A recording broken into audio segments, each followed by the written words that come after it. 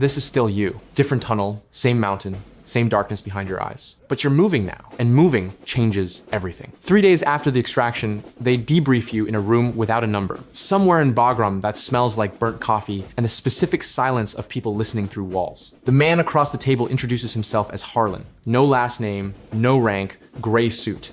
Eyes the color of old concrete, flat, dense, load-bearing. He slides a photograph across the table. Cipher, not a silhouette this time, a face, angular, mid-40s. A scar, running ear to jaw, like someone tried to open him once and didn't finish. Photographed mid-stride on a street you don't recognize, looking at nothing, looking at everything. 48 hours after your team extracted, Harlan says. He was photographed in Dushanbe. New passport, new cover, old habits. You stare at the photograph. Why are you showing me this? Harlan looks at you the way old concrete looks at everything. Because Ghost is still in a sling. Because Torch is in Landstuhl, and the doctors are using the word permanent about his legs. He picks up his coffee, and because you're the one who made it out of that tunnel walking, the room is very quiet. You want me to go back, you say? I want you to go forward, he says. There's a difference. Your cover is an arms broker named Alexei Varo, Czech national, gray market veteran. You learn him in 9 days, his walk, his silences, the specific boredom of a man who has seen too much violence to be impressed by it anymore. You stare at yourself in a safe house, mirror at 2 in the morning. Alexei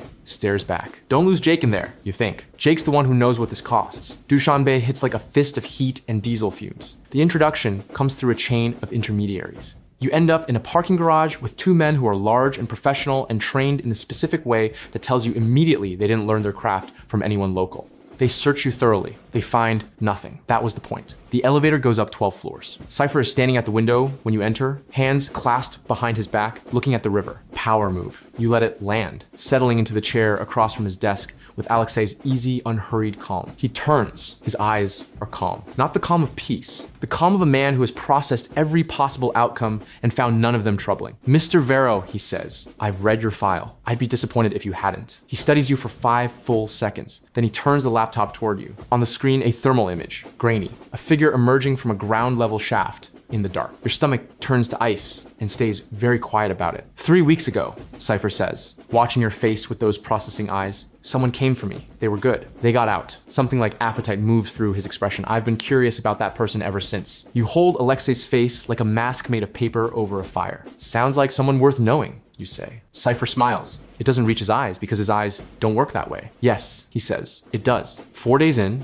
Cipher takes you to the warehouse. You walk the floor beside him, listening, cataloging guard positions, camera blind spots, exit routes. The rotation pattern you clock over 40 minutes of seemingly casual conversation near the eastern wall. 6 guards, 12-minute rotation, 2-man pairs, same discipline as the compound. He trained them all identically. You file every detail into the part of your mind already building the plan. That night, you make contact. A pack of cigarettes at a specific vendor, exact change, 72 hours. It's Sovan who moves first. Elevator, floors 9 and 10. The way he's standing tells you before he speaks. Drop the legend, he says. The fight is 11 seconds. He's genuinely good, gets 1 hand to your collar before the door opens on 9, and you use the frame as geometry. Sovan goes down. Breathing. You make sure of that. You're not Cipher. You hit the stairwell running. 2 black vehicles from the underground car park. Professional spacing. Coordinated sweeps through the market district, of course. He trained them all the same way. Your earpiece activates. Ren, eyes on you, she says. Calm, precise. Don't use the north exit. I thought you requested border surveillance reassignment. I did. Funny thing about the Tajikistan border. Very close to Dushanbe. You almost laugh. You keep running. The east exit, 20 meters of open ground. 2 sounds like polite knocks somewhere above you, and 2 of Cipher's security are suddenly not converging anymore.